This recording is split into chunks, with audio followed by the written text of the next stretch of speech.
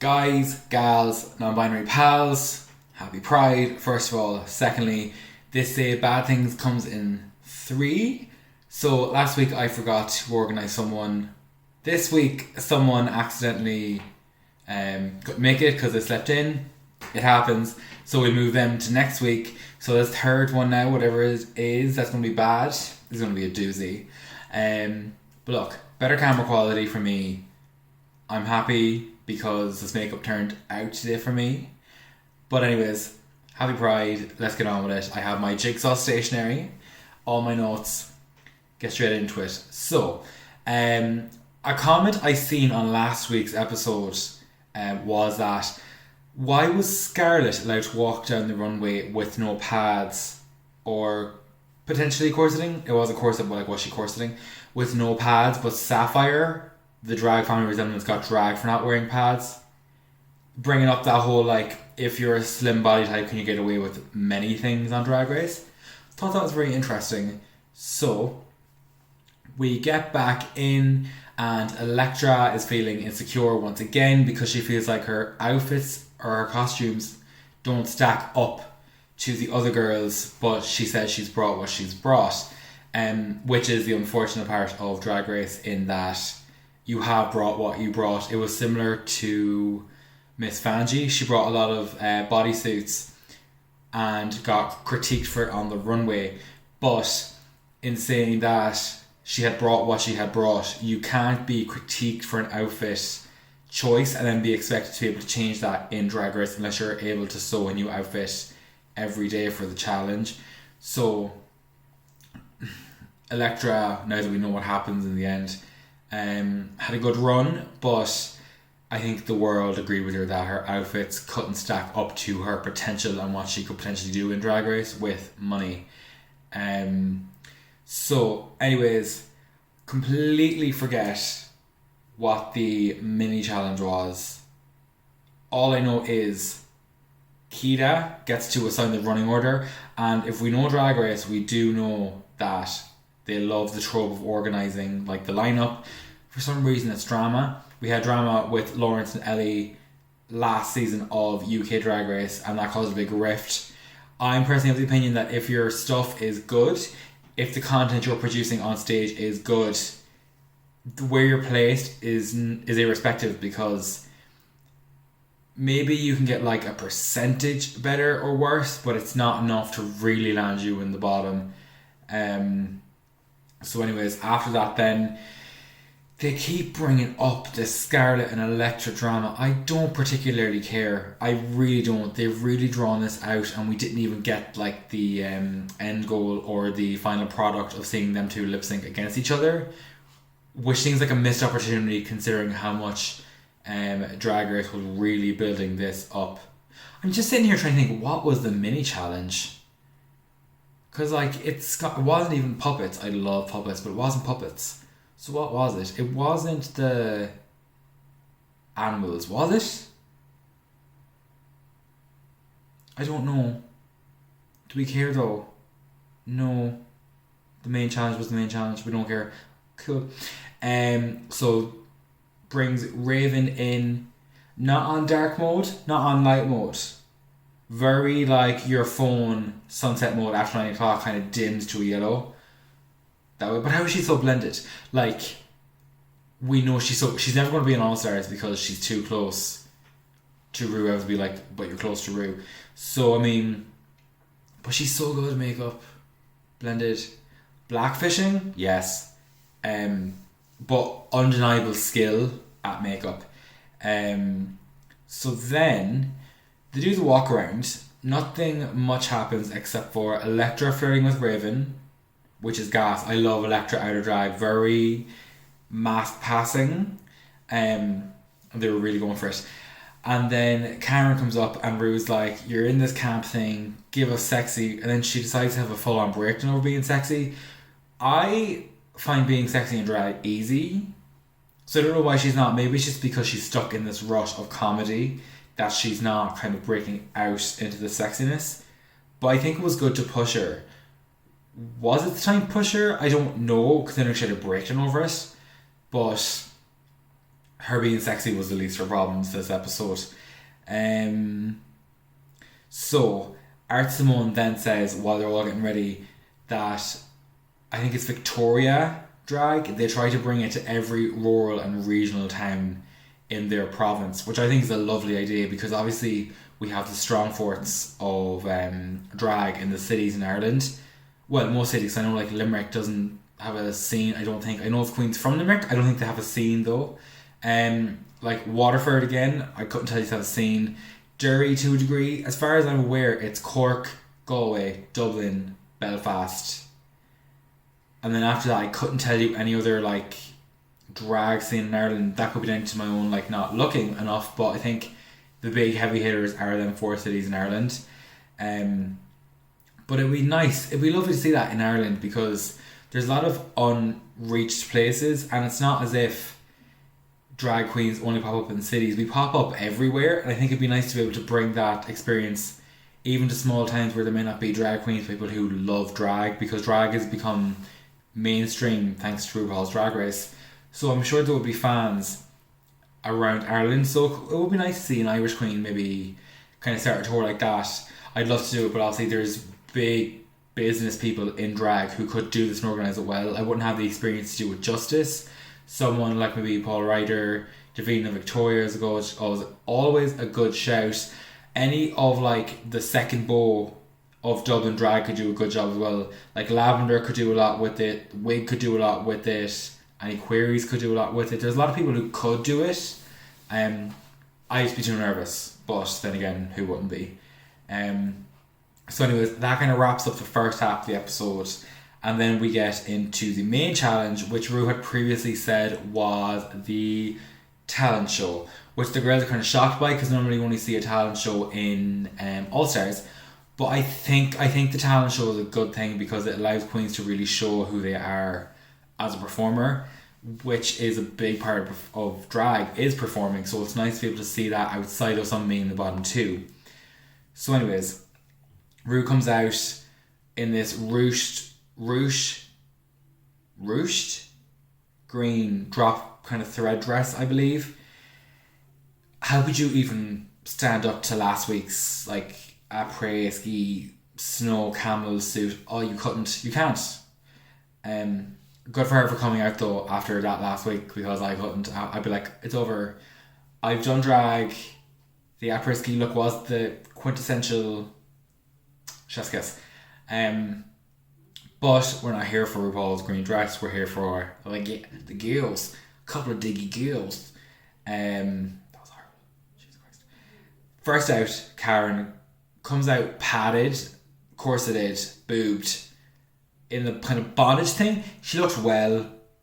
Did I care enough in a talent show? No. It would have been fun to see this in like a roast or a normal runway, but I think just for a talent show it was a bit odd. So she's doing balloon animals, right? After her breakdown. And comes out, does a poodle. I couldn't tell if there's any music or not. I was very confused by this. I couldn't tell if there's any music behind her coming out, and I was like, is this bitch just like silent on stage? She does one animal.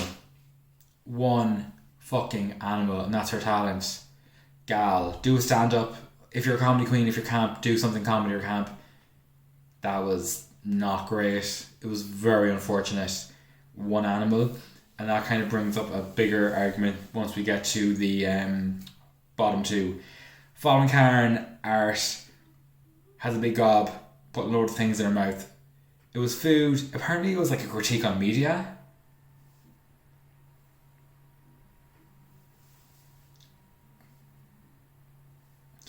And then basically just kind of ends up with her shoving stuff in her mouth, and then at the end it's her fist. Like, I get Art is very talented with makeup. Surely she'd something better than just shoving things in her mouth. Like, the first two is one balloon animal, the second one is shoving things in her mouth. And then following Art was Kira comes out and does quick change, which is nice. She gets red for it because the outfits are drab. This was kind of where I was like getting annoyed with this challenge, because the judges weren't necessarily looking at the talent. Like, yes, it does matter to be presentable, but sometimes in a talent should be the first and foremost. Like, Hila didn't look terrible. Did she look great? No, but that's quick change. It requires like thin fabric that can move quickly and not like be stuck on anything. I think she did a phenomenal job, but she really got dragged for it. But the quick change itself was good. Following Kira was Scarlett, who for the majority of this episode was like, I could break my neck. We heard it like what, 6 times? Did the move, very good pole dancer. It was talented. Is she racist from her past? Yes. Do we know she's racist now? We don't. Only she can answer that. But aside from the racism, not forgetting about the racism, but if we were to purely judge her on this challenge, she's safe, if not top. Like, this was good pole routine. She did come out though. No body, no. I am laser painted. No drag body. When I don't know. Like, it's just weird to drag someone else and then let her get away with it because she's skinty. And then last but not least, Elektra comes out, does a contemporary routine. Very good contemporary routine. The dress was fine plain. It was contemporary dress. The dresses are never extravagant, but the hair, like, she really could have just like worn a bob, come out bald headed but done nice makeup. Like, steam ironed this wig. This was not a nice wig. I think this was her entrance wig, but it was a good routine overall. But the way the judges critiqued this and then decided who was bottom 2 really was fucking weird. Very weird. We'll get to it. But now, after the talent show, the category on the stage is, how is your headpiece? The age-old trope. Love it. It's classic now at this point. First out, Karen comes out in this giant pink poodle puff thing with the pink gown. That was great. We always get a poodle moment. We got one in Canada and now we're getting one here. This was stunning. That giant wig and the flop. It was good. If it came down to fashion, she would have been top 2. But I think this outfit may have done her a lot of justice in relation to her talent show as well. But it was stunning nonetheless. Following Karen, Art Simone came out in this butterfly headpiece with moving butterflies. I liked this because it wasn't expensive to do. It was cheap to make, but the execution was just perfection. So that it was just like, that's drag. Drag doesn't always need to be high cost, because money can buy a lot of things but it can't buy taste. This has like a high taste level, but it was cheap. It was just bits of like plastic on the butterflies that were like clear, but it did such a good job. Like, it was moving with her, so it gave a performance with it. It was just, I loved it. Genuinely loved it. Then following Art was Kira. Came out as this kind of club kid fembot moment with like the high platforms, very Killstar, and this kind of LED wig thing that flowed. I liked it. Is the hair a headpiece? I don't know. This seemed more like a club kid runaway that she maybe had repurposed into how's your headpiece. This could have been like one of the last ones she brought. But I didn't hate it. I didn't love it. It was fine. For the runway, it was fine. It was fine. Following Kira, Scarlett. This Vegas showgirl moment with the feather and the gold gown. Now this was expensive. Even if it wasn't, we're going to call it expensive. It was just so nice. The way the feathers flowed. If this was American Drag Race, it'd be like, is that chicken feathers? This was probably one of the best looks. Not only from Scarlett, I think, but from the whole season so far. It was just stunning.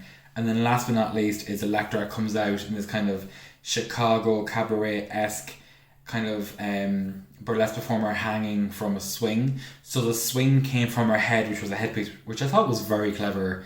Probably didn't take a lot of money, but it was very smart, very clever. So like she has the want in her. It's just the resources maybe she's lacking. This piece of fucking hair, get down. It's done. But anyways, that kind of brings us to the end of the How's Your Headpiece. So the judges critiquing, the only one that stood out to me was them critiquing Elektra for having no shoes on for dancing. Look, I get it, we're drag queens, we're drag performers. If you're on stage lip syncing and dancing, yes, it's fine to wear a heel. Contemporary is not a shoed dance. A routine in contemporary is majority barefoot, if not all the time barefoot. So I did not get Michelle critiquing this. It felt more like they were looking for something basically to put her in the bottom two.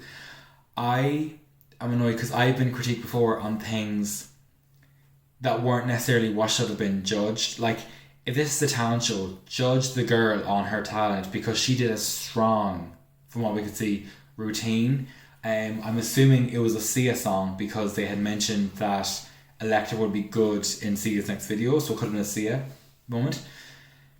It just annoyed the fuck out of me. Like, yes, the dress wasn't great, the hair was fucking terrible, but don't critique her on having no shoe considering she did a great dance. It just annoyed me to no end. And then Rue asked them who's going home.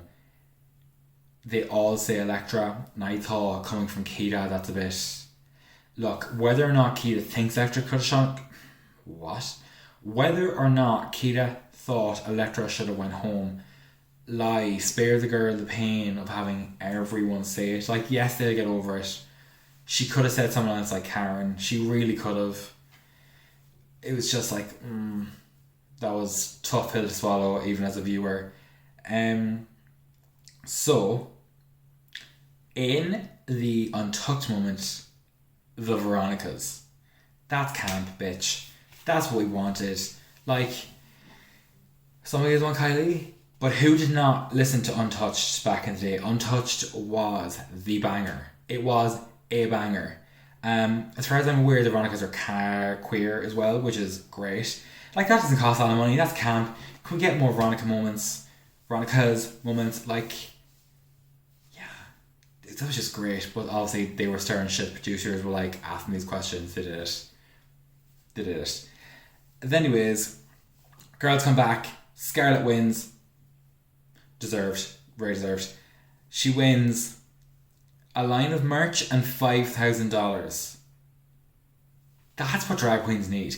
Like, post Drag Race, you're going to need to push merch out. So the fact you're being given a line of merch to then push, which is all profit, that is a great prize for drag.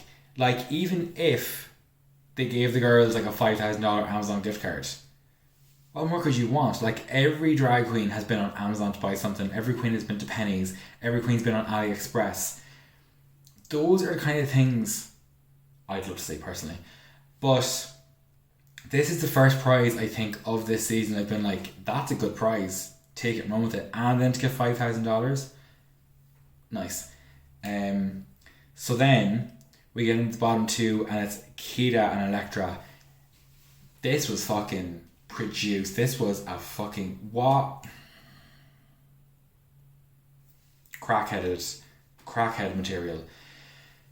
Karen deserved to be in the bottom two because no one can answer the question. It's like age-old Drag Race question. Does the fashion come into play when you're being critiqued? Because this episode, it seemed to have, because Karen had a very, very, very good runway and a shocking talent. Yet Keita is the one in the bottom with Elektra. I don't know why Keita was in the bottom two. It doesn't make sense. Like, why was she in the bottom two? She did a fine talent.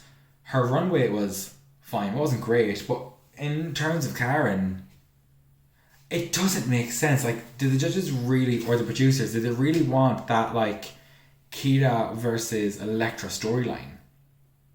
like who benefits from that? Like that wasn't even drama. Like we can always push aside a bit of like, oh, we never seen that coming, but this was just weird. I did not like it. Um, it was weird, but anyways, the lip sync to the Veronica's Untouched, as the previous, an absolute bop. Not more to say about it. It wasn't a bad song. Genuinely enjoyed it. And then, shocking her events, Elektra goes home. I'm not mad at Drag Race Down Under. It's just frustrating because you start to be like, oh, it's on a turning point of getting good and like and watching it, and then they pull this shit. Like, did anyone expect Elektra to win or get in top four from the beginning? No, but as we went on, she has this very kind of Tia Coffee-esque charm about her where she's making do with what she has and she's going to do better once she has the money. But this episode, she really could have got to top four just because she wasn't the worst of the week. I think the producers were like, it's her time. But that only works when it is someone's time. You need the audience behind you to stand by that decision. I think this went down terribly among Drag Race viewers. It just didn't make sense. This should have been a Karen versus Elektra moment, but obviously they couldn't afford to lose Karen. Because Karen couldn't out lip sync Elektra. Elektra could out lip sync anyone. She might have actually out lip synced Kita. She did. Like, she fucking did. Kita just stood there. I don't know if Kita had given up or Kita is just not a strong performer. This was just not.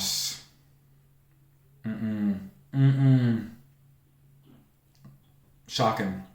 Shocking her events, but anyways, Elektra's gone. So our top four is Art Simone, someone who's already been eliminated. Carmen Finance, racist tattoos. Scarlett, blackface. Kita Mean is the only one there that hasn't had some sort of scandal, whether it be in the competition or outside, that I'm aware of.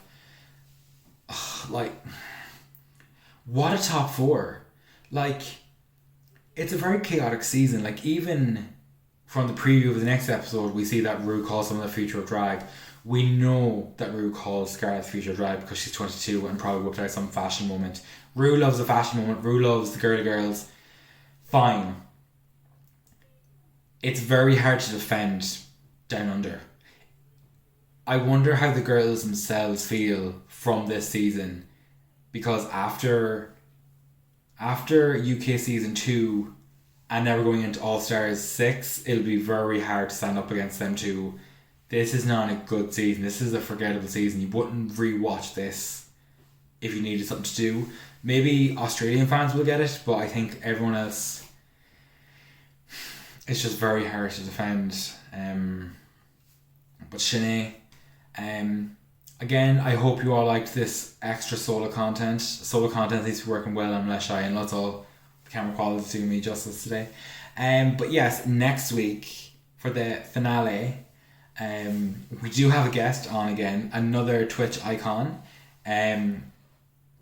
We'll finally get it this time, but thank you if you made it this far. Thank you so much for watching. Let me know how you feel about that decision.